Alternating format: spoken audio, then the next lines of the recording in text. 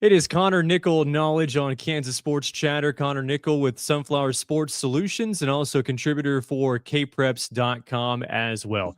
Connor, I mean, you look at the volleyball season as we keep pushing into the month of October now. Like for you, like what has stood out? And obviously, there's some of those heavyweights that have done what we kind of expected them to do, but there's also some players and some teams that have kind of shined where I don't think a whole lot of people thought they were going to be as successful as they are. Yeah, I want to hit on about five ladies that are just interesting stories this year. First of all, St. James Academy. Ellen Dorsey is number 9 in the state in assists. So Ellen Dorsey is one. She is a triplet, and her mom, Nancy Dorsey, has been the head coach at St. James Academy since the school started. Incredible success, of course. Her dad, Brian Dorsey, is the assistant coach. And Ellen Dorsey, this is the first time that a Dorsey has started. And so the Dorseys have five children. And Ellen Dorsey is the starting setter. And again, she is a triplet. So it's a really interesting story. St. James Academy 2 years ago had the most seniors that Coach Dorsey ever had. Last year was a little bit of a dip, relatively speaking, for them. And this year they're really good again. A lot of it is because of Ellen Dorsey stepping up.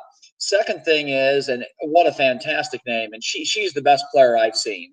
Hayden Meets from Gardner Edgerton.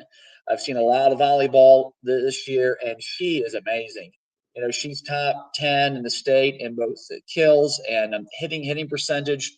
You look at somebody like from Gardner Edgerton, not necessarily a volleyball powerhouse, especially the last probably 6 to 8 years, and she's been amazing. I mean, she is truly a special player, hitting over 400 this year.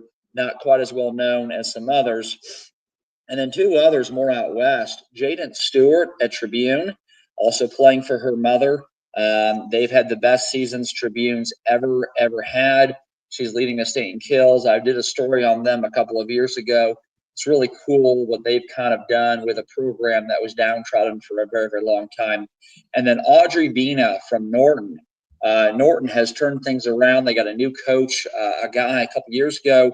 Audrey Bina transferred over from nearby Northern Valley. 6'1" girl, an impressive player.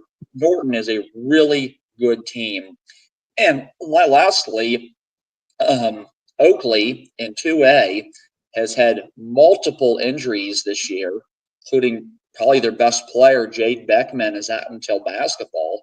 And Oakley still has not lost this season. So some under the maybe the limelight stories that have really stood out. And also, I wanted to also mention the Morgan Freeze girl. Inman gets overshadowed a lot because of what Sutton Harris does. She's just an incredible player. But Freeze is an impressive blocker, leads Kansas in blocks. I think Inman right now is certainly a top 5 2A team, and Freeze really is a quality player. And of course, Sutton Harris, who is signed for a Power 5 school, she's been hurt a significant amount recently. I think going back into the summer even, and Freeze has really emerged for them. With Sunflower Sports Solutions, Connor, and you were gathering all those statistics as far as not only the state records, but team records as well. Like, what's that process like, and how has it gone as far as gathering all that information?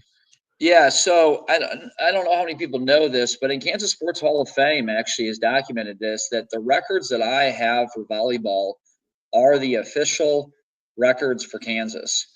So I have the career lists for kills, assists, and digs. Started working on that process a couple of years ago, and kind of got this published about 2 years ago. I update those every year. I kind of have a running tally list going. So Max Preps, incredibly valuable resource. But I just started to look and Google and archive and talk with coaches. One example is the weight girl from Gardner Edgerton who went to Creighton. Gardner Edgerton did not use Max Preps during her time. but she was the Gatorade Player of the Year. And so I found her statistics on the Gatorade Player of the Year press release, and I used those. Talked with a lot of coaches like Miege is not on the list at all.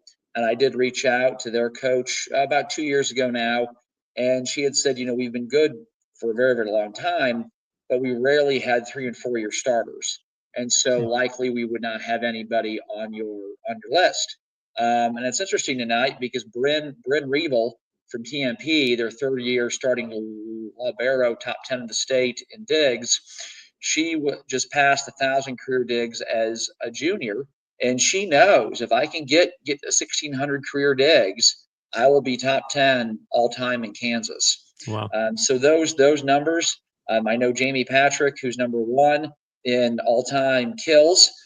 Their family is very, very aware of this. And of course, we mentioned the Stein girl from Ingalls back in the summer. I said, watch for her to get over 2,000. And she has done that. So it's been really a cool thing that our side has done. We've used, again, a lot of sources.